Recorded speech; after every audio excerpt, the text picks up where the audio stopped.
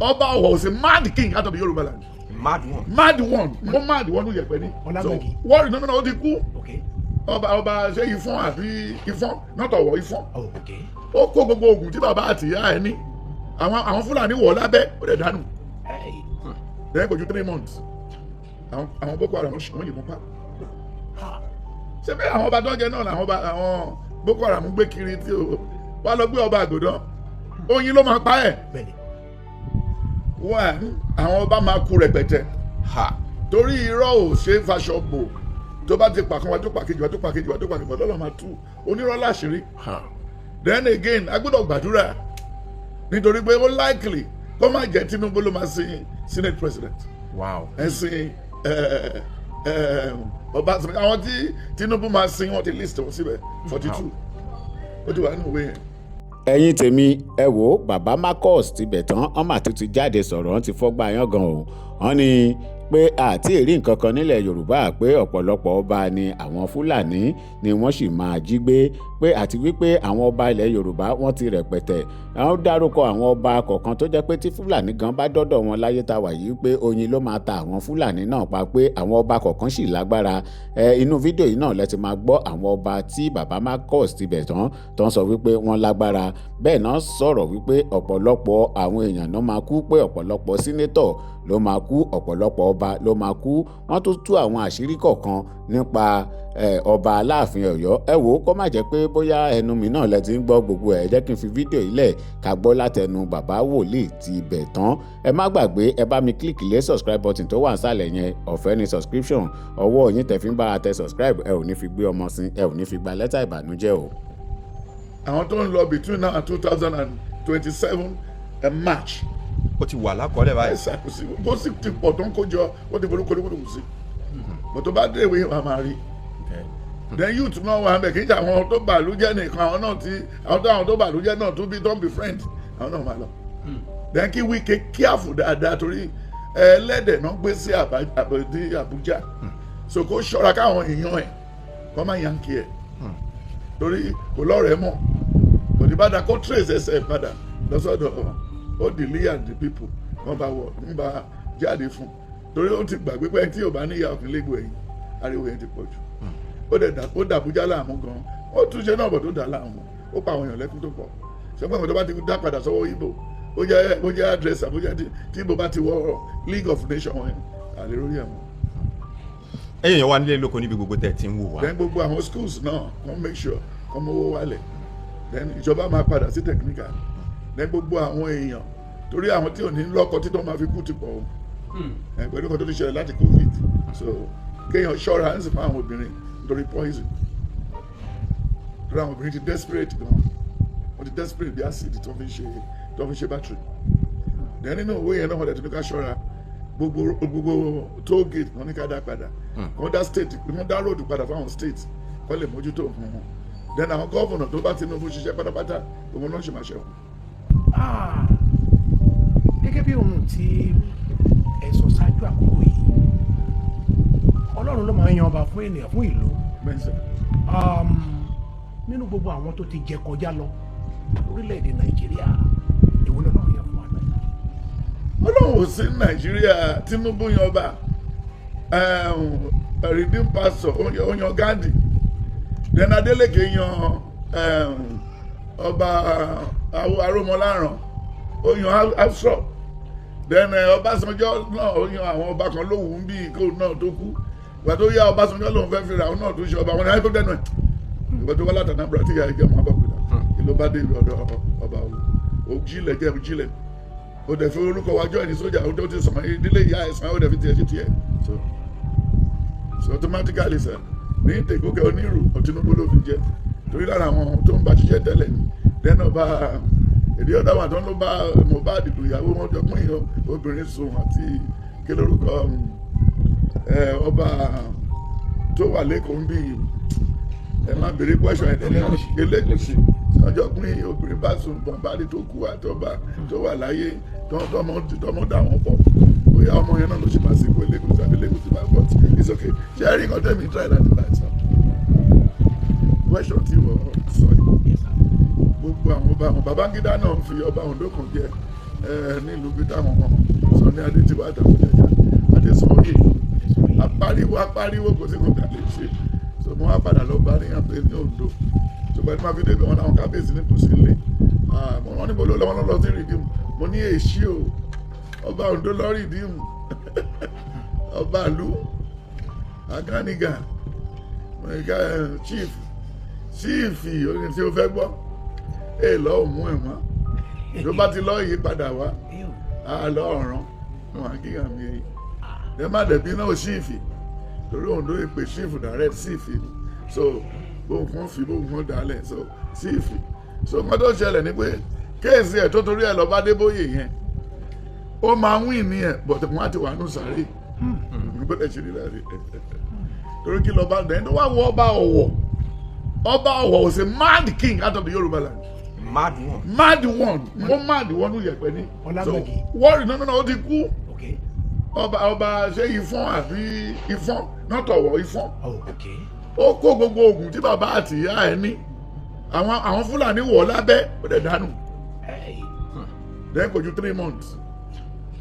Àwọn Boko Haram wọ́n yìnbọn pa. Ṣé pé àwọn ọba dọ́jẹ́ náà làwọn Boko Haram gbé kiri tí o wá lọ gbé ọba Àgòdán oyin ló máa pa ẹ̀ dẹ́n lọ sáyé kò lọ gbọ́bọ̀ ò ní kọjá òde ọ̀ràn yìí ṣé bá mọ̀ kálẹ̀ náà òun ló jó machine gun tí tó ní ó lè kú ìjà rẹ̀ ó wọ abẹ́ ẹ̀ ó dẹ̀ ṣe ó dẹ̀ dínú tẹ́ ó dẹ̀ fi mọ́ sí pé eléyìí ò ní kọjá lọ sọ́dọ̀ àwọn èèyàn that's okay so àwọn ọba wọ̀nyí o àwọn Ifá ti wọ wàhálà ojú ti yọ Ifá lẹ́nu Ifá ní die drop torí àwọn eérú ti fẹ́ sí lójú lọ́wọ́ àwọn Tinubu eérú àwọn tó bọ̀ ní Ọbásanjọ́ Tinubu ṣiṣẹ́ dídí sọ́dọ̀ ni àwọn nínú ló wà ọgbà tó dẹ̀ máa débẹ̀ ń sìn ó kàn kóbìnrin jọ ni kò tí àtẹ̀wá máa yé ta wà mọ́ wọ́n ṣe ń ṣe fertility lọ́mọ yọ ṣe fertility ọmọ yọ infertility àti invalidated gbogbo ọmọ ṣáà jáde wọ́n dẹ̀ forí oyè owó iye orúkọ oyè wọ́n fi ṣe gbogbo ẹ̀ àwọn tó lọ fún rice ní ìwòye láti yà gbogbo ẹ̀ lágbàdo ládùúgbò ikú lọ́rẹ̀ bẹ́ẹ̀ tó sókè àti Gandhi wọ́n fi Gandhi jẹ pásítọ̀ sí Amẹ́ríkà títí Redeem Adébóyè tó wà fi ṣe Ògbómọ̀ṣọ́ pé kó wà Gandhi then later wọ́n ṣe tó wà lọ mú ìkan wá láti Canada kó wá jẹ Aláàfin ìyẹn gọ́vùnà Mákindé ló fi yẹn jẹ síbẹ̀ kó jẹ́ right party ẹ̀ kọjọ́ máa sódà tó bá lọ tó wọ́n bolẹ̀ bọ̀ máa yọ ọ̀sìn kóòtù máa yọ so the right fún ọba ó máa padà síbẹ̀ ní 2027 wọ́n máa yọ àti ọba sálọ àbí kó sùn pé má jẹ́ òmàṣe kan bẹ́ẹ̀ torí kan tó ń bá kiri mọ̀ èèyàn ṣe ìkúrú afẹ́ fi ọmọ Tinubu jọba sódà tó máa fẹ́ yọ bóyá ọmọ Tinubu lè dá sí kò sí nǹkan tó jọ bẹ́ẹ̀ ọmọ Tinubu àti kí ní gbogbo àwọn citizen Nàìjíríà ni kí lọmọ Tinubu fẹ́ jà ìmọ̀ eléyìí tó fi jẹ́ Ààrẹ Ọ̀nà Kakanfò ogun mélòó ló lọ ogun abẹ́ ìyàwó ẹ̀ ló ń jà kiri but it's okay lẹ́yìn kí lẹ tún fẹ́ kí lẹ kò sẹ́ni bẹ́ẹ̀ Ọlọ́run ò sí mo ní tó bá rọ mi sínú ògò tó rọ mi sínú ògò ní yé ìyọ̀rọ̀ yín lẹ́nu tó bá ti dé ìgò yẹn pa ṣé ẹni tó rọ mi sínú ògò yẹn lè wọnú ògò ẹ kí lẹ wá Jésù fún lérí àyí kí lẹ wá God fún ní Nàìjíríà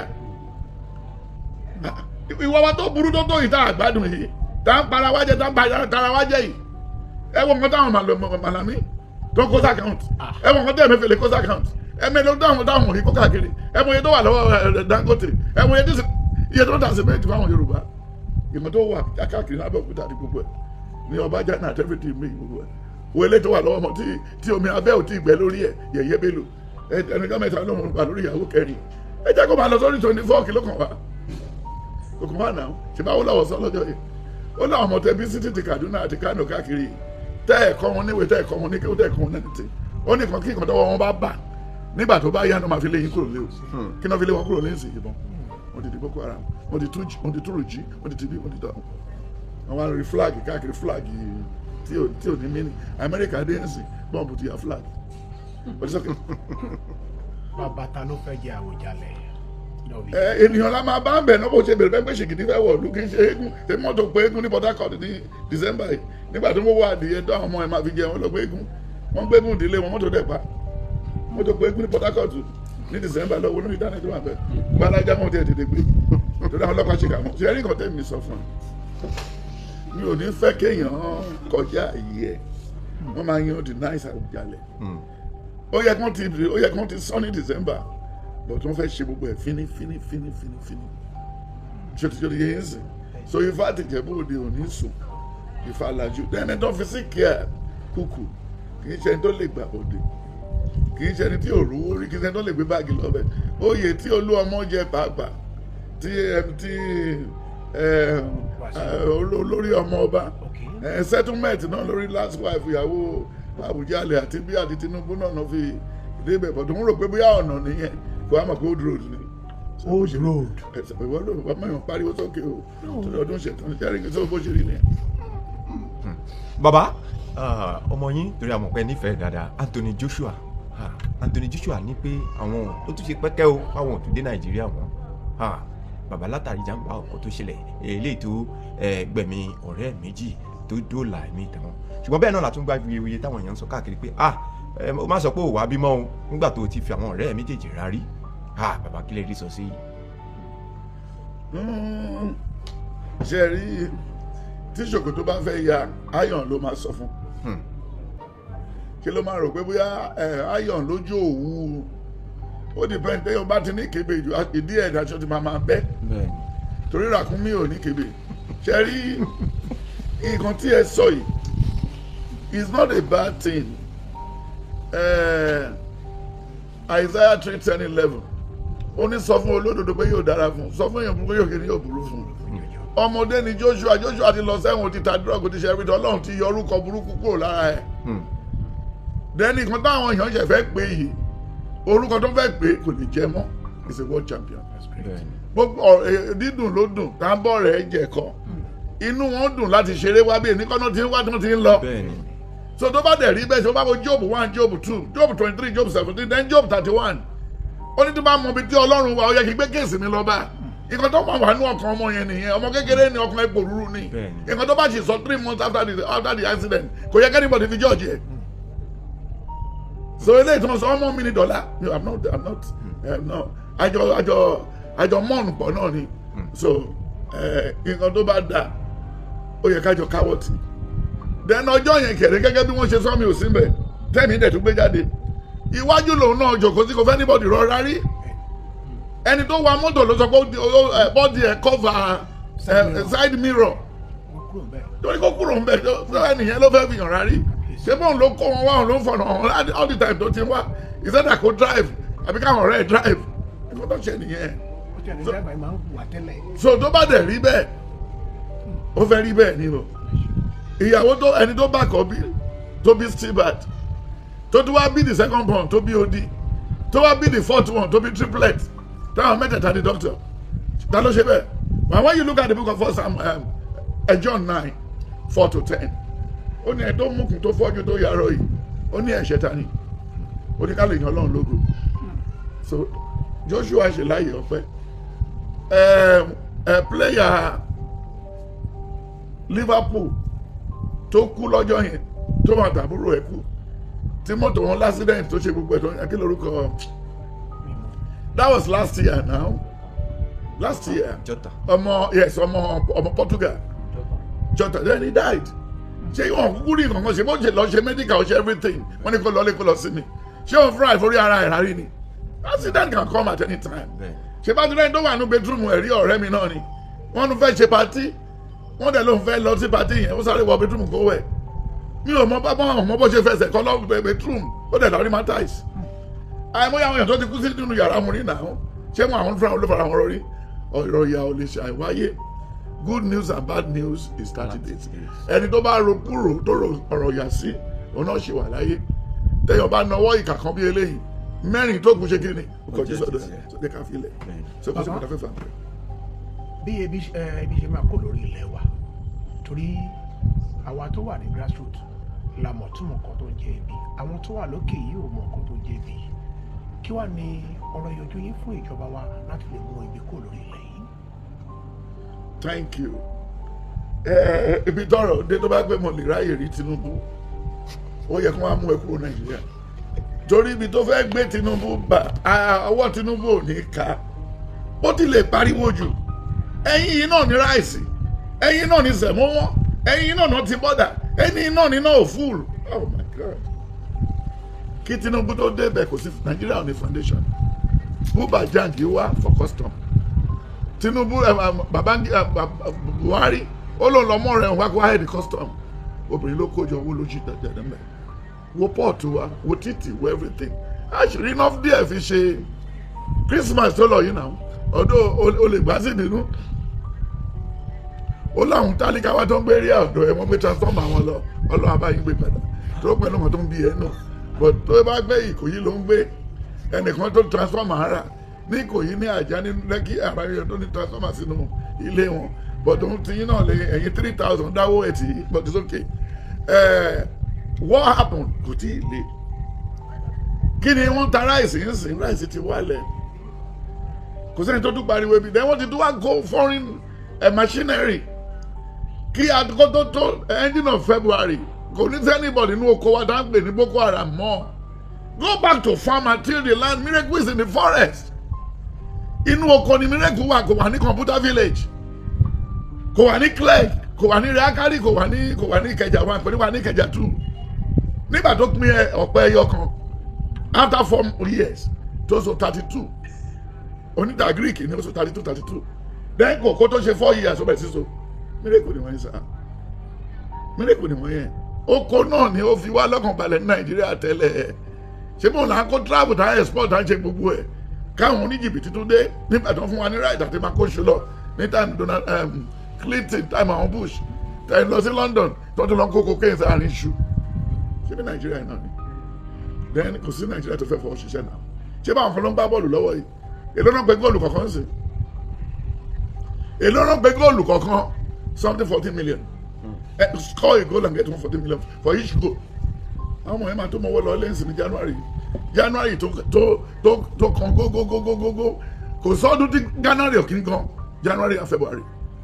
Torí November December àti báyé January àti February jẹ. Ẹ tí ò ní jẹ́ last year báwo ló ṣe lè fún January àfi kó create ẹ̀ fún ara ẹ̀. We should learn how to create job opportunity. Nigeria are very wicked and mean and they are not trustworthy. But that bakery lẹ́yìn bí yín sìn wọ́n jí flour wọ́n jí sugar ẹni tí ò ní búrẹ́dì jẹ́ abu sugar lọ́lé. Then ẹni tó tún lọ repo sí truck tó fi gbé búrẹ́dì káàkiri kò ní repo pé ẹ jọ sá ẹ kọ́ bára yín sọ̀rọ̀ kẹ́ tó bá jọba sọ̀rọ̀.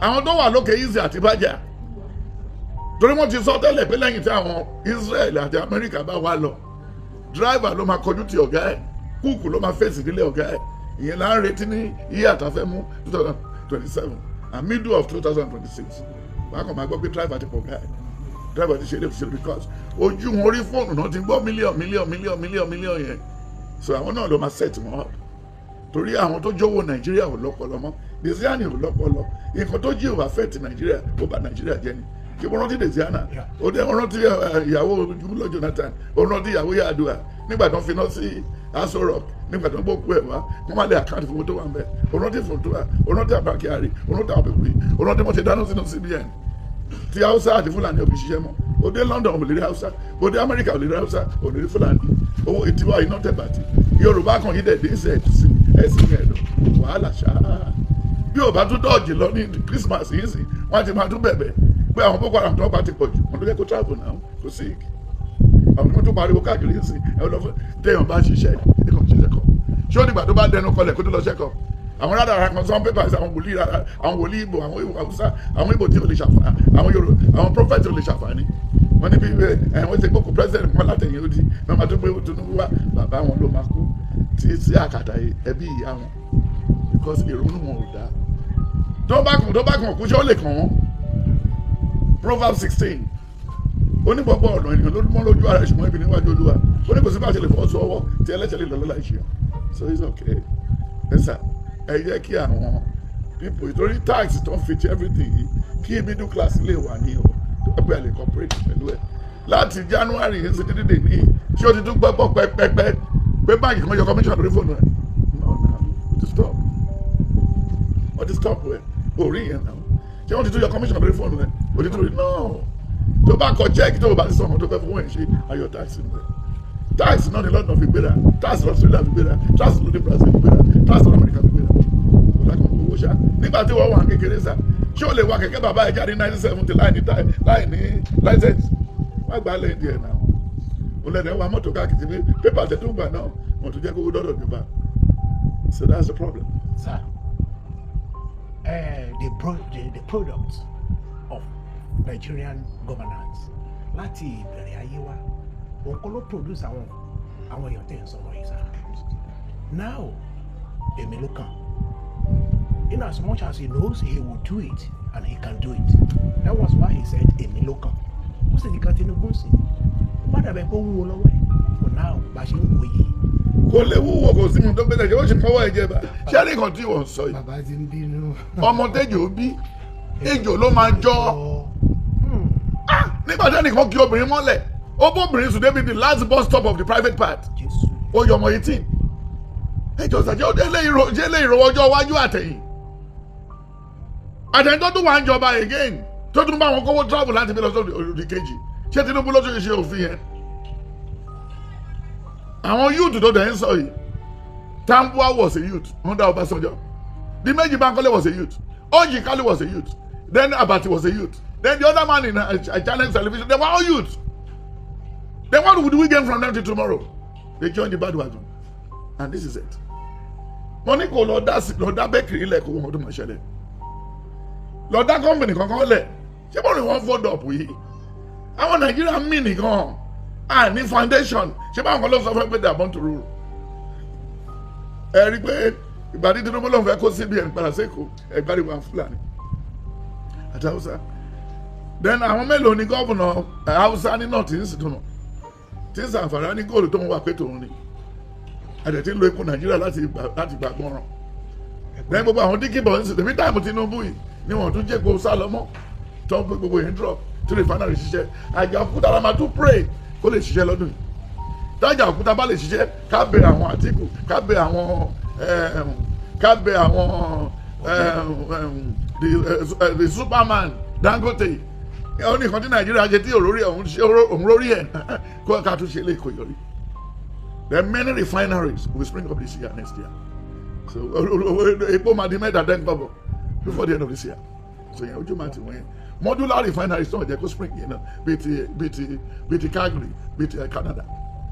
So àwọn youth wọn náà káwọn lajú ẹni tó bá lè ṣe carpenter kò ṣe kí là ń wá lọ university nǹkan tá a lè fi 2 years parí ní technical dábàá bẹ̀rẹ̀ sí gbàṣẹ́ go to Australia go to Argentina everybody is employer of labour then èsì mọ́tò ńláńlá nù ọgbà mọ́tò la lè fi sẹ́lẹ̀dẹ̀ ẹnìkan wá láti lóyìnbó èso wá ta 600 turkey ẹyọ kọ̀ọ̀kan 100,000 ó lè ti padà lọ ẹnìkan wá fẹ́ wá ra ta 400 ẹlẹ́dẹ̀ ó tó bá ìpìlẹ̀ kọ̀ọ̀kan wọ́n ṣe fẹ́ tà ń sìn tí bí gbogbo wọn ìlà nílẹ̀ wọ́n ní Chinese kan ó wá sí Nàìjíríà ó ní ìkan ṣe ní University of Benin that was 11 years ago nígbà tó dọ́nà tó fẹ́ tọ̀ ó dẹ̀ bẹ̀rẹ̀ sí sùkú this who has mass land that they can work wọn ò gbin timber wọn ò gbin mahogany wọn ò gbin pépé wọn ò bẹ́ṣẹ̀ wọn ò gbin anything àkànwé títì nígbà tó bá yá àṣemà fi hibiscus kan lé so we are not productive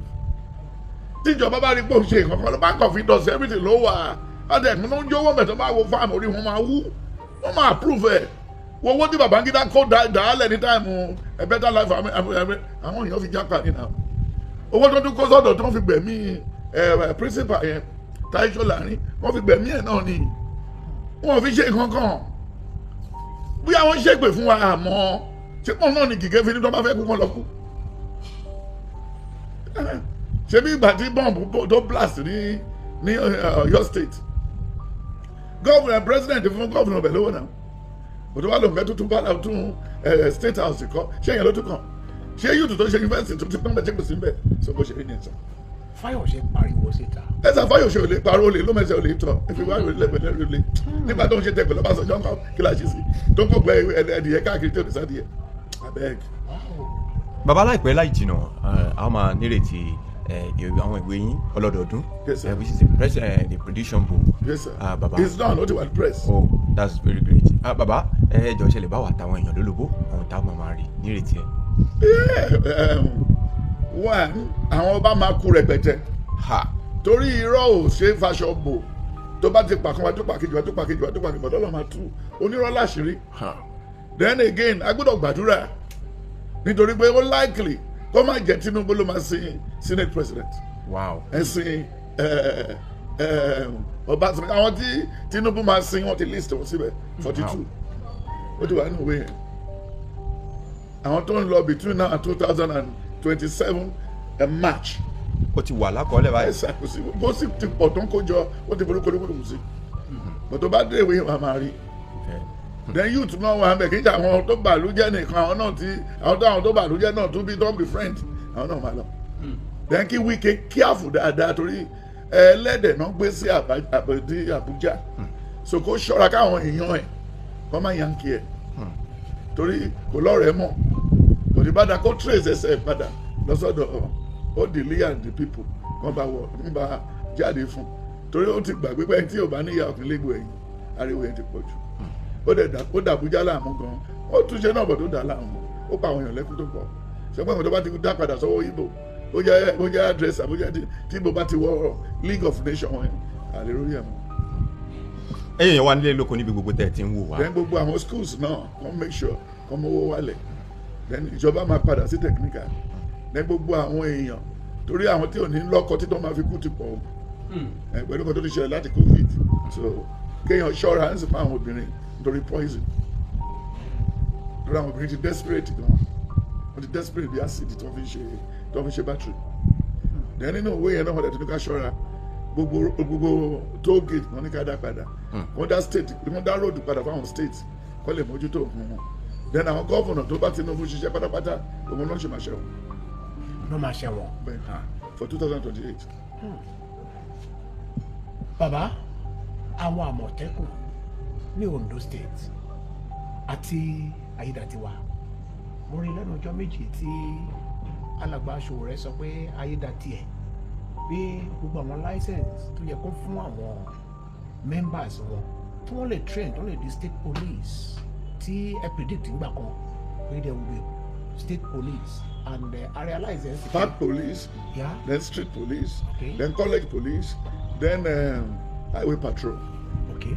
Then that they should call all retired generals and all the people who don't need connection pẹ̀lú force bí a police retire everything wọ́n fún wọn license so that wọ́n lè máa train àwọn èèyàn bẹ́ẹ̀ pé èèyàn fẹ́ train àwọn players tó ń pè lọ sí lóyìnbó then wọ́n dẹ̀ tún sọ́n sí nínú òwe yẹn pé kí wọ́n jọ gbogbo all Yorùbá states kí wọ́n kówó jáde láti set up football academy then wọ́n dẹ̀ tún kó àwọn èèyàn jáde lọ sí Italy everywhere wọ́n lọ sí academy Ìgbò ti borí wa mọ́lẹ̀ lórí ọ̀rọ̀ àwọn star àtàwọn tó ń bá bọ̀ tó ń bá fẹ́ bá bọ̀ fún Nàìjíríà ń sìn Ìgbò 18 Nàìjíríà 4 then tó wá láti ẹ̀kẹ́t so àwọn ní àwọn èèyàn nílẹ̀ Yorùbá náà so kan tó ń ṣe láwo ní nísàbí gbogbo àwọn clubs wọ̀nyí káwọn gọ́ọ̀nà dá sí kí wọ́n gbé principals cup lẹ̀ kí wọ́n gbé governors cup lẹ̀ wọ́n á lè rí talent yọ̀ mẹ́ so that kí títí lè fúyẹ́ díẹ̀díẹ̀ then eléyìí Ayédàdé wá ń ṣe tiwa yẹn ó máa ṣe ó máa fún wọn license tó pé ní nǹkan téèyàn bá ṣe pọ̀ lọ àwọn Sowore àwọn tó ń sọ wọ̀nyẹn they are noise speaker tó bá débẹ̀ kò sí nǹkan tó lè ṣe náà ṣé wọ́n ti dáwó fún rí tí òkòwò yẹn jáde ṣebí bí àwọn sí ayé àfikún nílò òṣìṣẹ́ ṣe bó rántí ọba wọ́n ṣe ṣe Abíọ́lá náà gbé dìde kó gbógun táwó lọ́wọ́ nígbà tó dẹ̀ tó yá àwọn tó gbógun tá Abíọ́lá náà àwọn Amẹ́ríkà náà ló tó wà ní wábí bí Abíọ́lá ṣe lọ so nǹkan tó ń ṣe yẹn kó sinmi ń sìn àgbà tí ń dé.